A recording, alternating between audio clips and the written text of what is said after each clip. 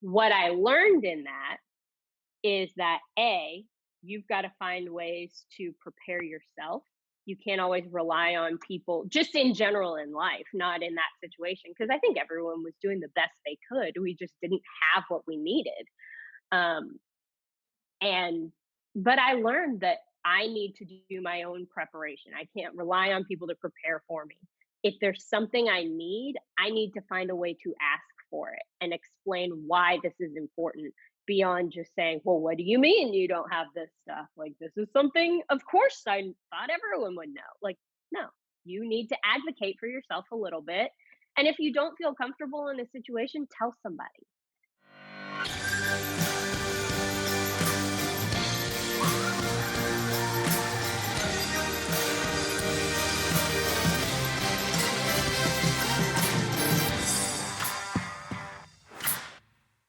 All right, welcome to The Path Distilled. I'm your host, Kevin Harris. My co-host is Lauren Tashman. Hi, everybody. Welcome to The Path Distilled. And we're so excited to have Amie Wells. She's the broadcasting manager for the Tennessee Titans and the co-host of Titans All Access. Welcome to the show, Amie. Hey, guys. How are you? Doing well. Thanks so much for joining us. Could you tell everybody a little bit about yourself and kind of what you're doing now? Oh, yeah.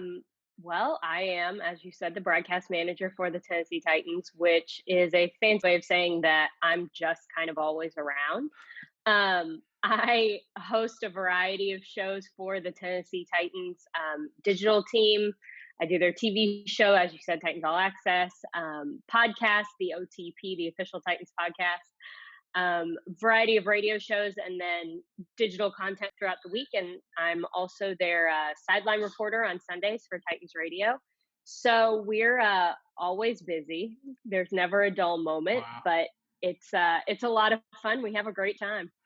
So when are you going to start making something of your life? I know. Hopefully in the next 10 to 15 years. We'll see. And your plate is full. How did you first get involved in what you do? Take us back to the beginning. Oh, gosh. Well, so I got my degree at the University of Missouri in communications. And right after school, I ended up kind of lucking my way into getting an internship with the Baltimore Ravens, doing public relations. So that is where I spent the 2011 season. And in 2012, the internship there ended. Got another internship in Indianapolis with the Indianapolis Colts. Spent a season there. It was awesome. And then 2013, I kind of was tricked into getting this job with the Titans, but I interviewed thinking that it was a public relations job, and that's what I've been doing the last 2 years. And they said, yeah. It's a PR job, but we'd like to have someone with some on-camera experience who can relieve our radio host when he does different shows and things. And sometimes he has too many appearances. And if there's someone who could help him out, we'd appreciate that. Well, I had worked for a TV station when I was in college. And so I had like a very sketchy reel of some sort. Like, it wasn't anything professional or impressive. And I hope whatever I gave to them has been destroyed. But they looked at it and called me in for an interview and ended up hiring me. And on my first day, I came in and I'm like ready to write press releases and, manage all of these different interactions with players and coaches and the media. And I feel like I know what I'm doing. They're like, well, if you're going to be one of the faces of this franchise, we should probably make you like a Twitter handle and this social media presence. And I was like, I'm sorry, a what? You want me to be what for this team? Okay. Sure. So we just kind of went forward and there was a huge learning curve, and I've just been trying to tread water ever since. And I've been very lucky. There are a lot of people that have been very patient with me and have taken the time to really critique me and teach me along the way. And so here we are. This is my 8th season with the Titans. Wow. And it's been great. I wouldn't change it for anything. So take us back to that initial interest you had in becoming a journalist or podcaster. How did that first get started? Well, so when I started college, I was in political science. that was my degree. And so I'm taking all of these political science classes. And I think this is great. I'm going to be a political campaign manager. I'm going to be in Washington, D.C., and it's going to be spectacular. But I start like looking around in all of my classes, and everyone's got their little laptops and they're on like the New York Times and this crazy blog and this political insider magazine. And I'm on like ESPN adjusting my fantasy football lineup. And I was like, it seems like we don't all have the same interests outside of these classes. Interesting. So one Friday night, I was sitting at home in my dorm at the time, and I had like ordered a pizza, and the NFL scouting combine is on. I don't know if you've ever seen the NFL scouting combine. It's basically C-SPAN for sports. Like, there's not a whole lot of sex appeal to the NFL scouting combine unless you're like really into it. And I am.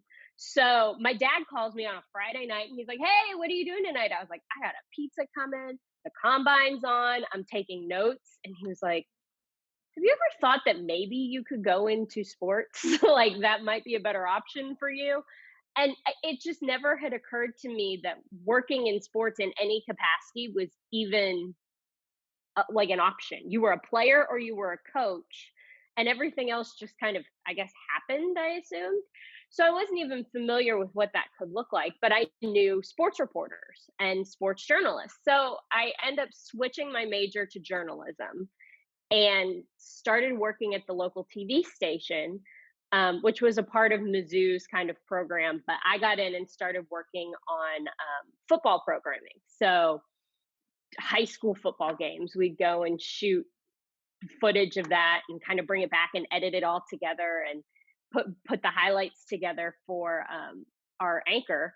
And so in doing that, I kind of ended up being a production assistant. So I'd cut up different highlights for different things. And then I was producing a Sunday sports show, an hour-long show as a sophomore, which isn't really something you did. But I just spent a lot of time there. And at the same time, I got a job with the football team, helping them with recruiting. And oh my gosh, I spent hours and hours logging tape of kids who, bless their hearts, were so excited and wanted to play at the University of Missouri, but we're not. That wasn't going to happen. But I would cut up the tape and give it to the coaches for them to evaluate. And I mean, my whole world suddenly became just football, football, football. So when I graduated from college, I was like, well, shoot, I guess I've got to find a real job. And a friend of a cousin's mom's boyfriend in high school hooked me up with one of the guys who is still working PR for the Baltimore Ravens. And we kind of did an informal interview, and the rest is kind of history. And so what was your role with them? With the Ravens, Yeah. I was, oh my gosh, I was an intern. I was an intern's intern. Like, I had no idea what I was doing. I roll up to the Baltimore Ravens facility, which is, but they call it the castle, and it is so much more than that. It's like the most beautiful ski lodge in the woods type of facility you've ever seen. And I was like, whoa, this is the NFL. Like, this is it. I've arrived. And I get in there and I don't know how to do anything. Like, I can't write a press release. I don't know who's on this team. Like, I was not a fan of the Baltimore Ravens before I got this job. I don't know if I'm allowed to say that, but I wasn't. And so they were like, hey, we had 8 Pro Bowlers last year. Can you name any of them? I was like, no. And they were like, well, I mean, just guess Ravens players and you'll probably hit a couple. Because it was like Terrell Suggs, Ray Lewis, Ray Wright, like people that any just casual football fan kind of would have known in 2011. And I was like, I can't name a person on this team. I'm sorry. I knew nothing. And so I pretty much was just relegated to sharpening pencils for the offensive linemen so that they had something to write with in their meetings. So for the first probably 3 months, the majority of my jobs was pencil sharpening and just trying not to get yelled at. Like, that was my life. And slowly I started to learn how things worked, and I started to pick up on, okay, this is why it's important to proofread our work. And these are the ways that you need to interact with people. And these are the types of things we need you to do. And I earned more responsibilities kind of as I went. But the thing you have to remember about that year also is that the NFL was in the middle of a lockout. So there were no players, there were no coaches. When I started, they basically said, we don't know if we're going to have a role for you or not, but we'd like for you to move to Baltimore just in case. So I did. So I spent kind of 6 weeks just kind of kicking around Baltimore waiting for this job to start that I didn't know how to do. And it turned out that there was a season and everything was fine, but we're thrown into the fire. So we just had to start doing things. And I think I messed up enough things in those first couple of days that I was given the pencil sharpening job. And, but I mean, it was a humbling experience. It was great. I learned how to take criticism. I learned how important it is to ask questions. I learned so many skills that now that I've been doing this 9 years later, it's it's much easier for me to not only do my job but be in uncomfortable situations and know that I'm not going to die. Because I mean that's a legitimate fear sometimes, is being in an uncomfortable situation where you're like, oh my gosh, any minute now I'm going to get fired, and you just know it, you can feel it in your soul, like I'm not doing well. But there's ways to redeem yourself, and there are characteristics and values that people will see in you even while you're failing. And so having that experience and learning that it's not the worst thing that can happen to you, failing in front of people whose respect you're trying to earn. And so it was a good experience anyway, but I aged 30 years in 10 months. Ooh. I have two questions about that. Did you recognize the leap of faith moving at the time without knowing if it would happen? And did anyone take you under the wing and kind of help guide you out of the situation, or did you kind of happen upon that yourself? Well, yeah, to answer your first question, at the time, no, I didn't realize kind of how crazy what I was doing was. I was 21 and got a job. Like that's all it felt like to me. And so someone was going to give me money to do something, and that felt like a really big deal. So they hired me on a Tuesday, said, "We need you to get out here as quick as you can." I moved from Columbia, Missouri to Baltimore, Maryland on Thursday. Wow. Like I just packed up my stuff and left. And yeah, I still kind of can't believe my parents let me do that. Like that felt like a pretty huge adjustment for them, and I don't really know how they were okay with that situation. But yeah, it just felt like this is what you do. Looking back on it, I kind of can't believe I did it and was so cool about the whole thing. But yeah, I just kind of got out there and figured it out. And then yes, there were tons of people who helped me out along the way. There were a lot of people. My boss was great about pulling me into his office, and he would firmly but nicely, if that makes sense, like in a way that still just scared the bejesus out of me, but like you could tell he wanted to be helpful, and he would kind of try to direct me and try to guide me. And there were a bunch of coaches on that staff who I still kind of keep in touch with, and who were very aware of like realizing that I was so far away from my family for the first time. So like taking me in and inviting me over for holidays and making sure that I was okay and really asking about me and investing in me. And so that was a really big deal. And years later, I ended up working with some of those guys again. And so that's really fun because the NFL is just so small. You see the same people over and over again. And so having established some of those relationships where people really like took an interest in me and kind of took care of me and got to know my family, and that's been a big deal all along the way. But yeah, there were so many people who helped me and kind of made sure that I didn't hurt myself. And so you're sharpening pencils for the offensive lineman for Mhm. meetings, and you said your next stop was in Indianapolis. Yes, it was in So Indianapolis, and one of the coaches who had kind of watched over me in Baltimore was Chuck Pagano, who ended mm, up being the head coach for the Indianapolis Colts the next year. So I think he was kind of helpful in getting that job and getting another internship, which gave me another chance to learn and kind of be in a new environment and do some different things. But having a clean slate was kind of nice too. So I got to not be the intern who didn't know how to do anything and could only sharpen pencils.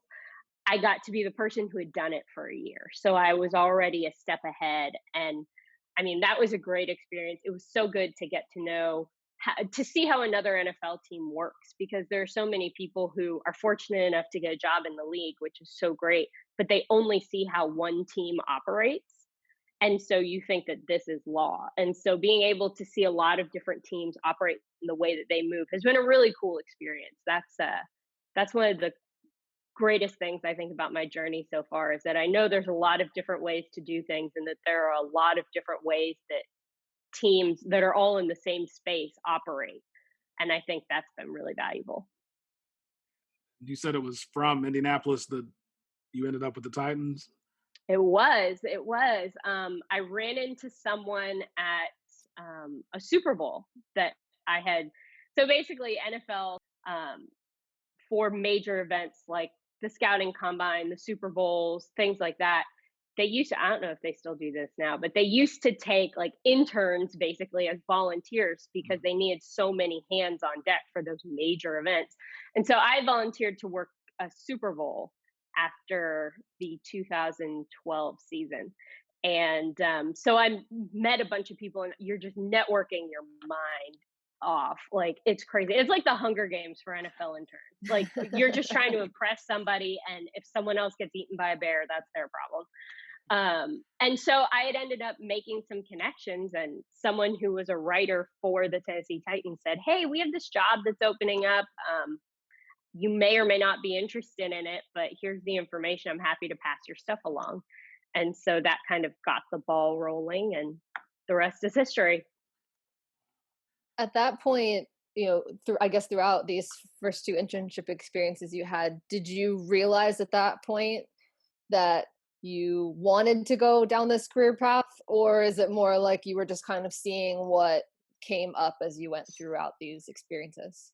I definitely knew that I wanted to stay in the NFL, but also very clearly, I was very aware of the fact that every season could be my last season, because all I had seen was how impermanent it was. Like, nobody's promised anything. You see it with coaches, you see it with players, but you also see it with staff. Like, there's a lot of turnover in some of these staffs, especially the lower level positions, because it's hard. I mean, the hours are weird. You don't get holidays off. You're running, doing 30 different things, and it's kind of high pressure. So a lot of people just get tired because, frankly, you can get paid sometimes a lot more money to be in a different field. Um, and so I always kind of knew that, yes, the dream is to stay in the NFL. The dream is to be this big PR executive. Like, that's what I always wanted to do. I never thought about the broadcast part of it. Like, even when I started this job, I kind of saw it as a foot in the door to get back to PR at some point. But I've always wanted to be in the NFL. I mean, from the moment that I started doing things at this level, being part of this, I mean, the National Football League it's the tops when it comes to sports. It's just, you can't get any better than this. And so I always wanted to stay in this arena and be a part of that. But I mean, I've also just been taking every second that I can get, every experience, every moment. The amount of things that I've squirreled away as like mementos of this cool thing that I did just in case it never happens again.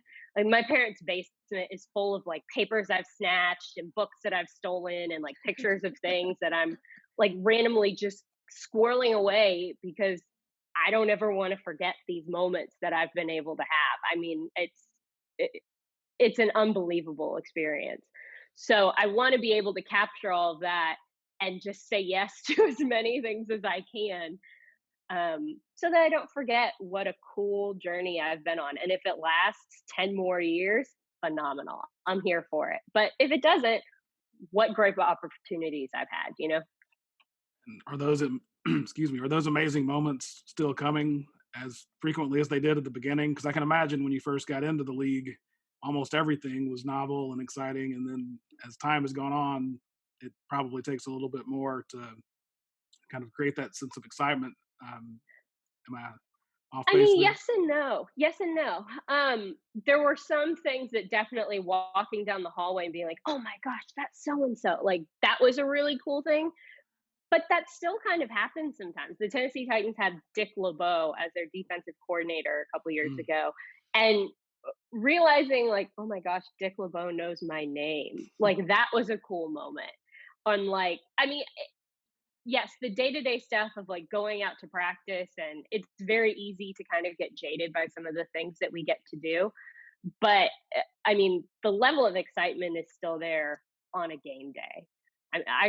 I don't know if everybody knows this, but I cry during every single national anthem, no matter what. It's why I wear sunglasses so much. Honest to God, but it's a very emotional, like, oh my gosh, where am I standing right now? And so that stuff is still the same. Game day is still exciting. It's still pretty cool to walk into an NFL training facility every day as your job.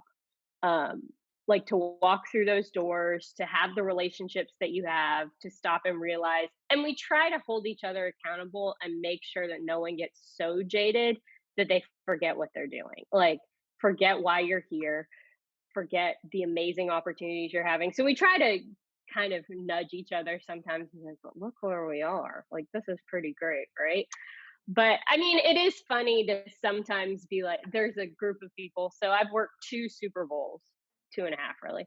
And to be like, well, I'll never go to a Super Bowl again unless the Titans are playing it. Like, oh, what a problem to have. And like, I understand some of those things as well. You know, like some of the goofy things that are problems for me, or some of the things that drive me crazy, or, you know, the certain personalities that you deal with and you're like, oh, that guy drives me crazy. It's like, you know, that guy, you know, I mean, so you never take it for granted. Things kind of shift in what gets you really excited and what you kind of just accept as your day-to-day reality.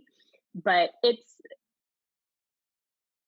I can see why the question would be like, does it ever get old? It doesn't.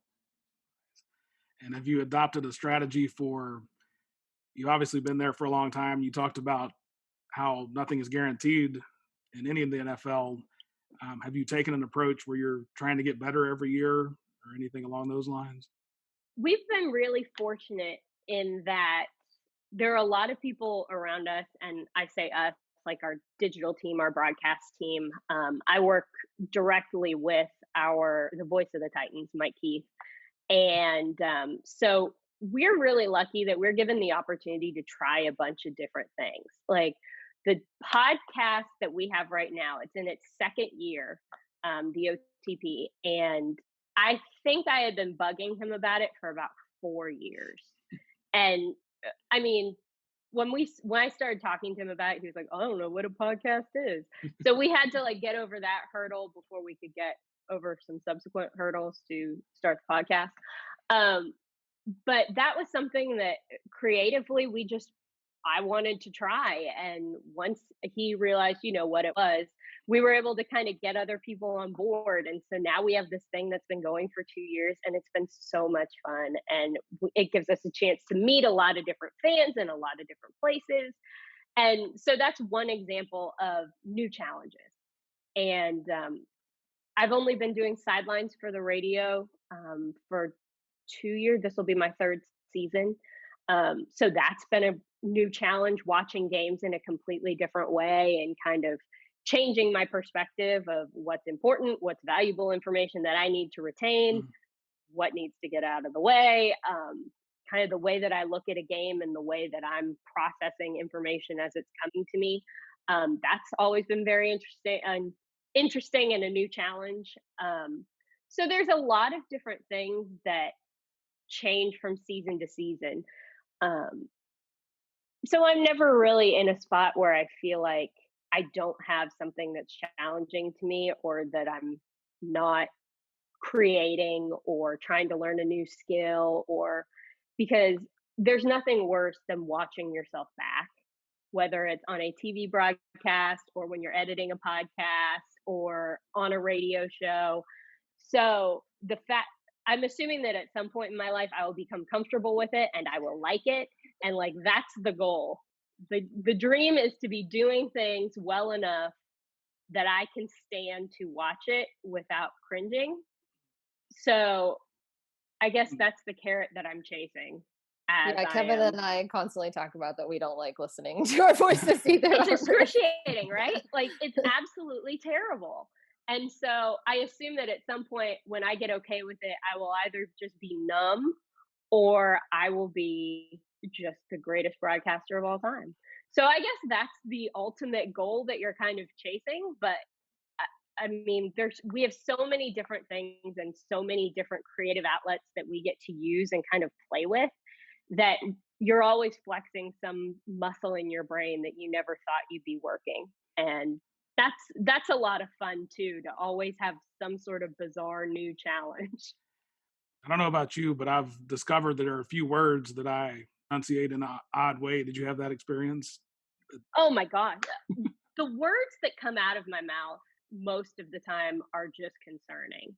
Like listening to your own self speak, and I have a problem where I think the words in my brain are faster than my mouth, so I get kind of tongue tied a lot. So that's a problem. But I also use a lot of words and phrases that my mother uses and my parents. Like I speak like my parents more than I ever knew. And it's just horrifying. My dad will listen to like a radio show or something, and I'll get a text from him during the show that's like, "Oh my gosh, you're your mom." And like I can't take it back. I don't know what to do. Um so that's been crazy, and I tend to, when I'm not broadcasting, have a bit of a sailor's mouth. And so translating that, sometimes the Mm. words that I say so that I won't say the words I'm not supposed to say, you're like, what is that word? What did you just say? So Well, yeah, I feel you on the pronunciation thing. It's well, not great. jeepers, I get you on that. See, that's my mom. You talk like my mom. I was doing the corniest version of a cuss word I could find, but maybe Very good. jeepers, yeah. Um, so I was also intrigued by something you said about when you switched to Sideline or added the sideline reporting. There was a time when you were trying to discover which parts were more important, and this is just the scientific side that's fascinating me. How did you go about getting better at that? If you don't mind talking a little bit about that. Oh, absolutely. Well, for my first, whatever, 6, 7 years in the NFL, I was watching from the press box. So I had quite literally a bird's eye view of what was going on the field. And so what I was doing a lot of was I'd watch the play. I'd watch the play again because there's a TV in the press box that is on like a 2 second delay. So you get two shots at it. You get it on the field, then you get the delayed version on the TV. And then I would kind of be scrolling through Twitter, watching commentary and seeing what the other media members were saying. Well, once I moved down to the field, I realized very quickly I can't see the play. Everybody on the field is much bigger than I am. Physically, I cannot see it because there's giant humans standing in front of me. So I can see, maybe when guys are on the line, I can see 3, maybe 4 of the guys closest to me, but I can't see the other side of that field. I have no idea. So I'm watching the play, but in a very kind of casual way. What I what I'm watching even more is player interactions on the sideline. Which coach is talking to what players? What is this guy saying to that guy? Is there an injury? Like that's what I'm watching the field for. I'm watching knees, I'm watching ankles, I'm watching guys' heads. Like that's what I need to look for. And it took me a while to realize that no one from the booth during the play is gonna be like, Amie, what'd you see out there? Like, one, they don't care about my evaluation during the game. Afterwards, on a different show, maybe. During the game, no. So what that's not something that's important for me to be watching. They are going to ask me who it was that went down on that play, what his injury is this offensive lineman fighting with this running back because of a play that just completely imploded. Like those are the things that I need to be watching. So it my kind of focus went from X's and O's, I need to know what's happening, to more relational, I need to know these guys and their personalities. I need to understand that that guy, when he's rolling around on the field, may not be as hurt as if that guy is rolling around on the field. Like that means two different things. Mm. And so learning that and translating that then to what I'm watching in practice is also very different. So knowing what formations are maybe different, to understand what that means to a certain guy. And I mean, Derrick Henry's in the Wildcat. Does that mean that the quarterback's doing a bad job? No, it means that they want to do this thing for that guy over there. And it's understanding how some of the pieces of the puzzle fit together at more of a relational level than the hardcore football analysis that I kind of thought they were going to be asking me for. So it's changed the way that I see the game in a lot of different ways through the week, Monday through Friday at practice, but then also Sundays on the sidelines. It's really Fascinating. interesting. You mentioned that when you came into that job, you were thinking it was kind of going to be something different or a way to get back into PR. And then you've mentioned some of the kind of new challenges or opportunities that you've had there. What have been some of the highlights and lowlights throughout your career thus far? Oh my gosh. Well, there's been way more highlights than lowlights, definitely. Um, I mean, the highlights for sure are the team going on an incredible playoff run last year. I mean, so many of my career highlights are football, like they're tied to football moments almost, because the team's success on the field drives what we're able to do in every possible way. So the team having two huge upset wins on the road during the playoffs in 2019, 2020, um, to go to the AFC Championship game as total underdogs, it was amazing. I mean, the amount of content that we were able to produce, the way that players were interacting with each other, with us. I mean, it was just, you could feel it in the air that something special was happening. And so that was such a cool moment.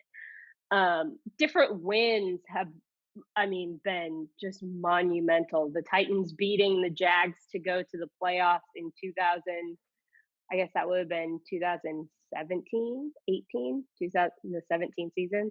That was a big deal. Beating the Chiefs in 2019, that was a big deal. In 2012, the Indianapolis Colts beat the Green Bay Packers when I was there, and that was the first game the team played without Chuck Pagano, their head coach, because he had just been diagnosed with leukemia.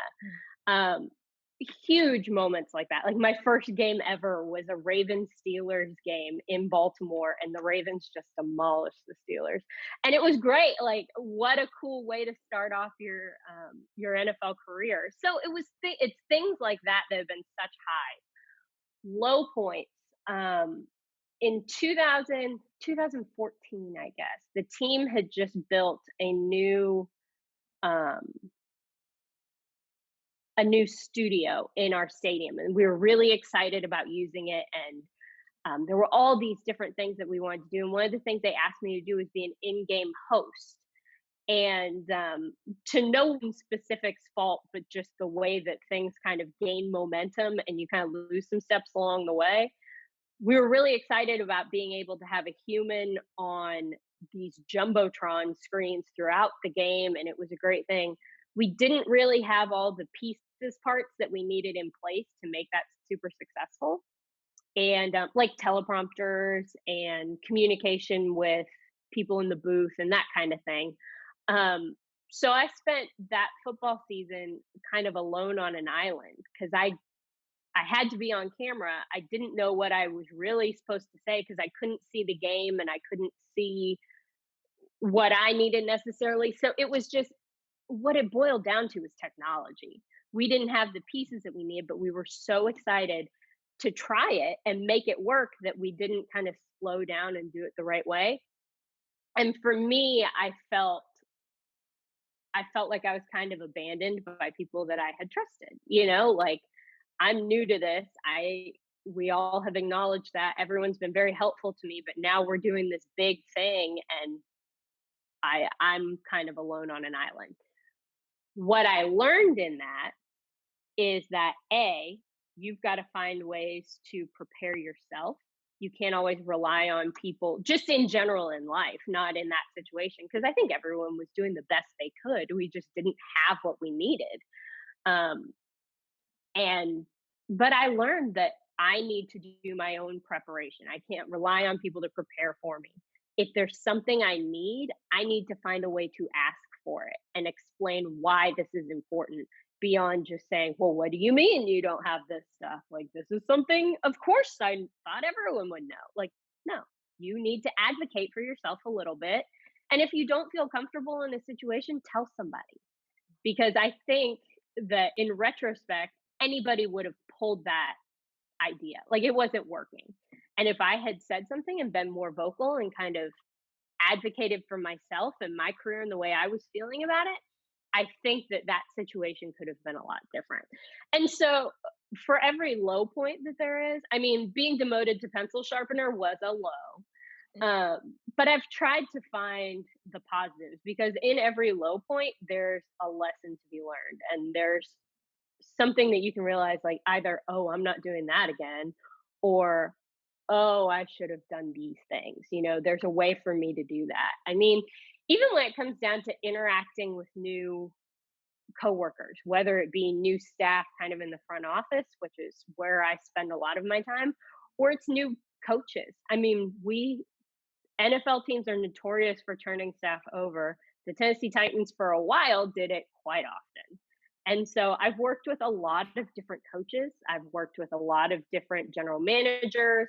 I've worked with a million different players, and everybody has different personalities and they have different ways that they like things done or that you should approach them or different ways that they like their information packaged. And as I've been through this job, I've learned how to maneuver some of those things and where to push and where to kind of wait and let them approach you.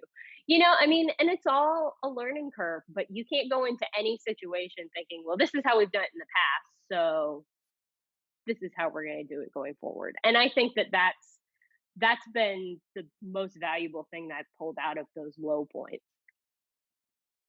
At any point when you were demoted, did it never crossed your mind that you might leave the field or the discipline? Well, I mean, like any human, I've thought, man, like I could be doing anything else right now. Especially it hits you the most around the holidays. I haven't spent Christmas, Thanksgiving, any of those with my family in 10 years. And so those are the times where you're like, okay, what am I doing? Like, it's Christmas Eve. I'm eating Chinese food on my couch by myself. The rest of my family's together. Like, why am I doing this? But then there's a game 2 days later, and then you realize, wow, this is such a cool thing that I'm able to do. And I mean, again, with it being such an impermanent job, it's only for a season, maybe, and every time could be my last time. So instead of thinking about all of the things I'm sacrificing, thinking about all of the things that I'm gaining from this experience makes it totally worth it. But every year around this time, before you start training camp, is kind of when you feel like you're getting on a train and you can't get off of it, And everyone, I think, kind of has a moment where they're like, am I going to do this again? Like, once we start this in July, we're not getting off until hopefully February. It's like, am I going to hop into this one more time? Like, one more? We're going to do one more? And the answer is always yes. Like, of course we are.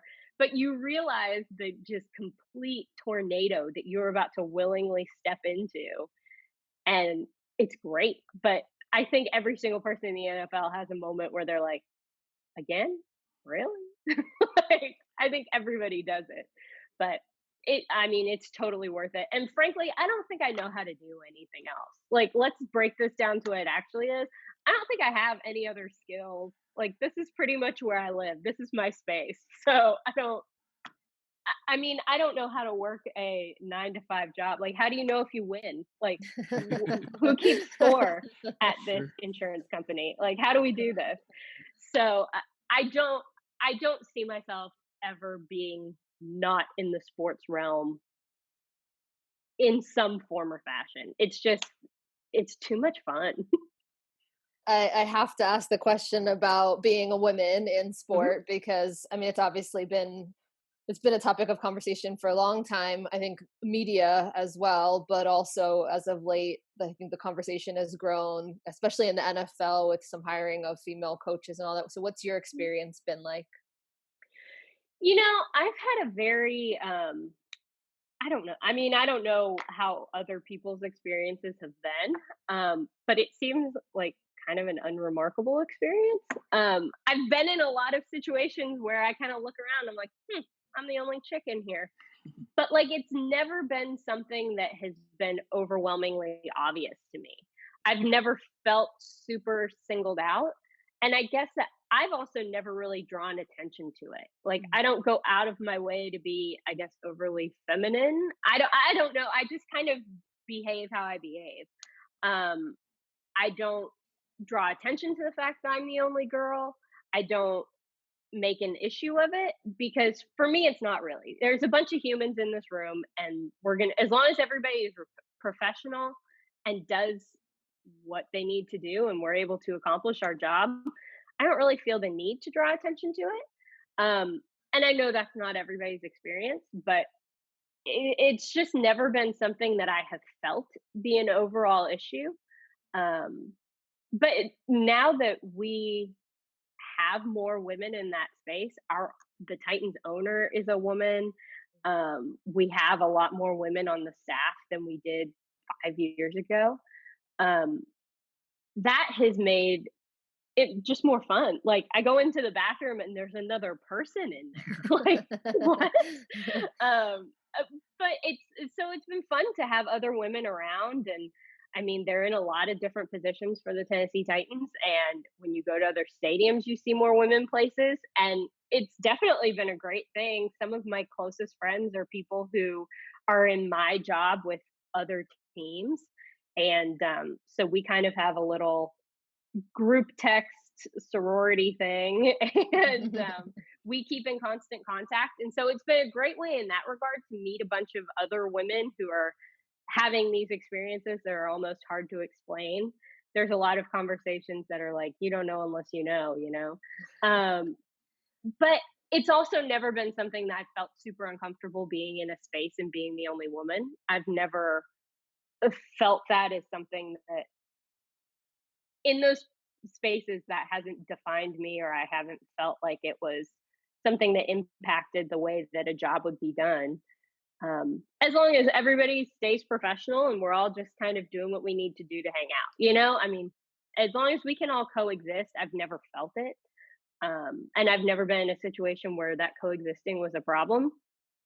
Um, but that's just my experience. I know that a lot of people have had different experiences, some that have been really great and some that have been less great. Um, but I've never really felt it too much, and no one's really made a huge deal of it.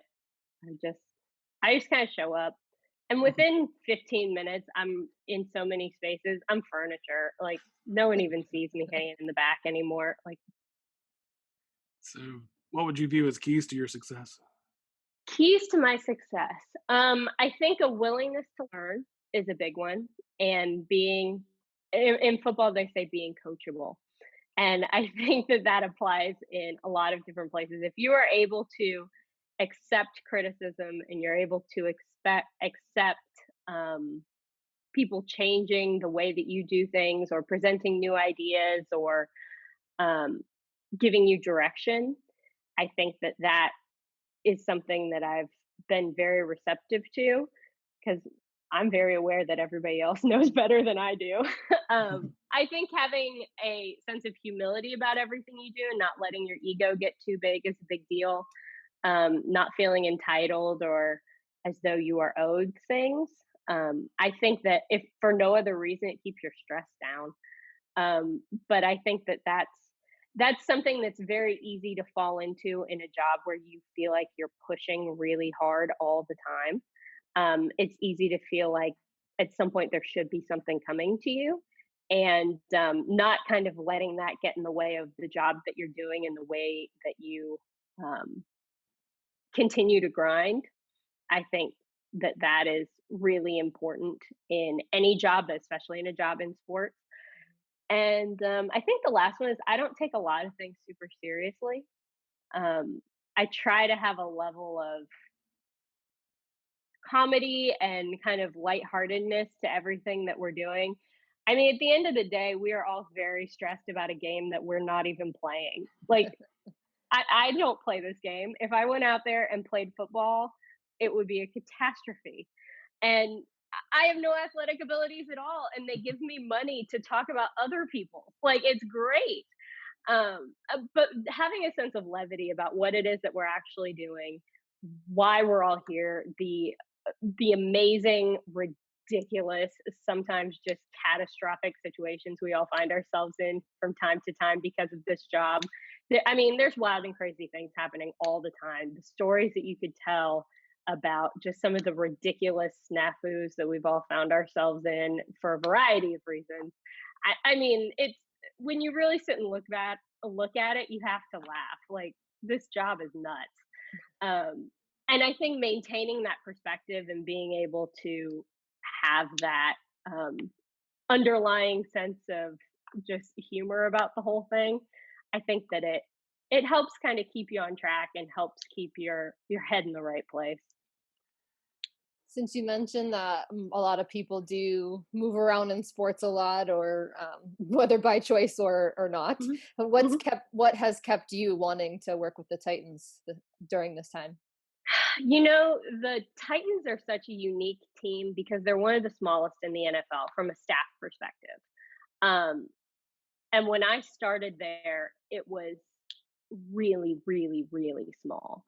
And so you knew every person in every department, and you knew that every single person was doing 20 different jobs, half of which had nothing to do with their actual job description.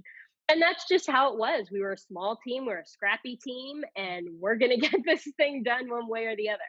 The Titans since then have grown a lot, but kind of that scrappiness remains the same. Like, we're going to do whatever it takes to get things done, whether it's producing a new TV series, whether it's launching a new marketing campaign, whether it's increasing our season ticket sales and trying to bring different things to the fans. Um, we're kind of scrappy. And we're this small market team that has a lot of punch, and it's a really endearing team to work for, even if you're not into the football thing, which some people aren't. I mean, there are even people on the Titans who are fans of a lot of different sports, and I think that that's what makes us so great is you've got a lot of different perspectives in there. And so it's just really fun to be a part of a family like that where everyone's just going to do whatever needs to happen. You know, we're going to make this work one way or the other. We're all in this together, so let's just keep pushing in the same direction. Um, I've really fallen in love with the football team, um, the staff, the team, the guys that we have in the locker room. They're just incredible to work with, and it's so much fun. For a dull moment, and it just the city of Nashville in and of itself is a cool place to live no matter what. It's just a fun city, but there's such great sports fans here, and they have embraced the Titans in ways that I never really thought I would see. And they're so fired up for this team. And I'm not leaving this until we bring home a Super Bowl. Like, I mean, they would have to drag me out kicking and screaming at this point. I'm not going anywhere because I want to see this team have the type of success that everyone around here knows they can have. And that's kind of, I think that's what we're all pushing for right now. I mean, I know it is. And so, what advice would you give an aspiring professional in either PR or broadcasting? My number one piece of advice is to make sure that when you're looking for opportunities, you have to be willing to accept whatever opportunity comes your way, even if it is remotely sort of in the same neighborhood potentially of what you think you want to do, seize the opportunity. Like take advantage of it because you never know when one thing is going to lead to something else. And the other thing is tell every single human being that you interact with what it is you want to do with your life, what your goals are. A lot of times it comes up organically, sometimes it really doesn't. And you just have to say, oh, by the way, this is what I want to do. You would be floored by the amount of people who have a cousin or a neighbor or know this person who knows that person. Everybody's got a friend of a friend that's in sports. They just do. And they want to tell you about it because then you think they're cool. And it's amazing the amount of people who offered up these connections to me because it makes them feel good that they got me a job. Like, that's fine. They can take credit for it. I don't care. I'm the one with the job now. Like, that's fine. And so I think it's so valuable to bring that up just over and over and over again because you just never know what people will offer up to you and how people will be able to help you, whether it's a nugget of a place you can look or a piece of advice. Like, accept all of that. Look for that. I never would have gotten the opportunities that I've had if I wasn't just discussing ad nauseum what it is that I'm trying to do, because people respond to that. And maybe the motivations are selfish. That doesn't bother me at all. I'm the one that ends up with the job. So I think it's great advice. And I think people forget that it's similar to like talking about yourself and what you can do. If you don't advertise it, nobody will know. So I think that's good advice. exactly. I tell my mom all the time, people can't give me what I want if I don't tell them what I want. Exactly. And she laughs at me because it makes me sound like such a high maintenance brat. But it's true. Like, people can't help me unless they know what it is that I need. And that goes for everybody. I can't help you if you don't tell me what it is you want. There are a lot of people in this world who are willing to be helpful. You just have to give them the ability, give them the tools to help you out. And there are a lot of things that'll pop up that you won't even understand how you got that piece of information or that connection, but it works out. So one of the things that we ask everybody to do is send us a picture. I'm going to pull yours up. Tell us a little bit about this picture.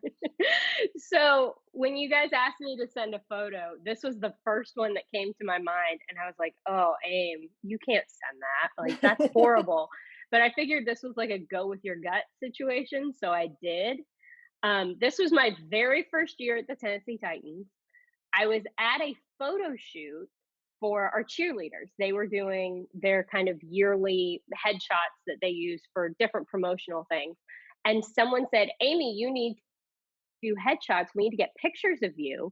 So we can use them for different promotional things. And this is what turned up.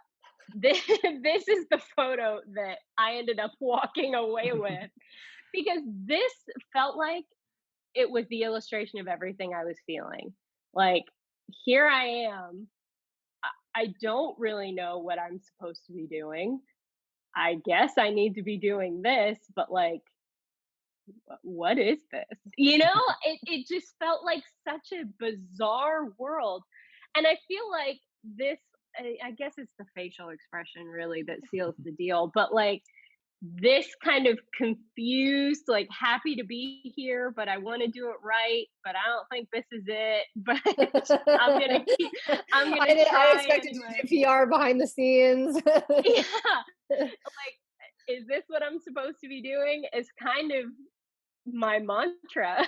And I mean, I've learned so much, and I feel a lot more confident than the girl in this picture right now, but still have the same level of like, Lord, please let this be right. Like, the same level of just hoping and praying that we're doing it correctly. And I mean, the girl in this picture really had no clue and was just trying to learn everything she possibly could. And if I told this girl right now that I would be walking into year 10 in the National Football League, she would be dead on the floor. Like, there's no way. So I'm proud of how far I've come, but every time I see that face, I'm like, yup, that's pretty much how it was for a while. Well, we appreciate you sharing that picture with us for sure. Oh, happy to. And so Anytime. what's the biggest takeaway from your story? Expect the unexpected. Um, and just kind of go with it.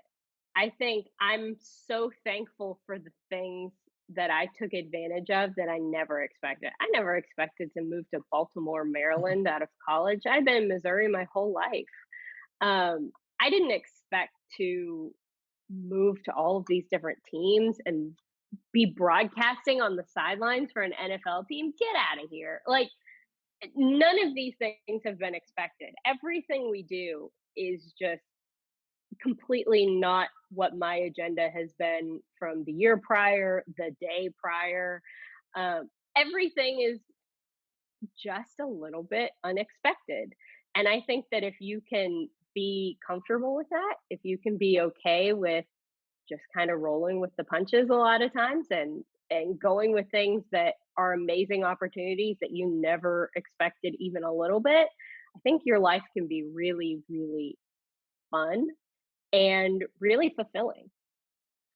That mindset and approach that you have and that you've taken to get to where you are, do you think that that's something that you were born with or something that you have developed over time? I think a little bit of both. I think I've always been very curious. Um, I won't take anything at face. So as a kid, I was the one who my mom would be like, you shouldn't touch that. So of course I'm going to touch it. And it's not that I think she's wrong, but I want to know what's going to happen. Like I need to see this through. I'm too curious. So I've always had a degree of curiosity. Um, I was pretty shy in my early years as a kid. I grew out of that, I guess. I don't know. Once I got to high school, I kind of developed a personality and kind of felt confident in speaking and kind of being more in the spotlight. And I, I guess that sense of adventure and not really caring about interacting with people and being pretty chatty and being curious and wanting to have the story at the end. I mean, good or bad, you're going to get a story out of any situation. So you may as well go for it. And I think after a couple times of in my college years and in my 20s, kind of realizing that like, I'm not going to die if this goes really wrong. Like, I can survive an embarrassing situation, or I can survive a heartbreak, or I can survive all of these different things. Now it's just like, why the hell not? Like, let's go. It takes away a lot of the scary when you know that you'll survive a lot of situations. So I think that I've kind of taken that curiosity that I had when I was a kid and have just grown it into let's just figure this out. Nice. Well, Amie, it's been a pleasure. Thank you so much for joining us. Gosh, you guys have been an absolute blast. Let's do this all the time. The Path Distilled is hosted by Kevin Harris and Lauren Tashman, created and produced by Kevin Harris. The content is copyrighted by The Path Distilled, all rights reserved.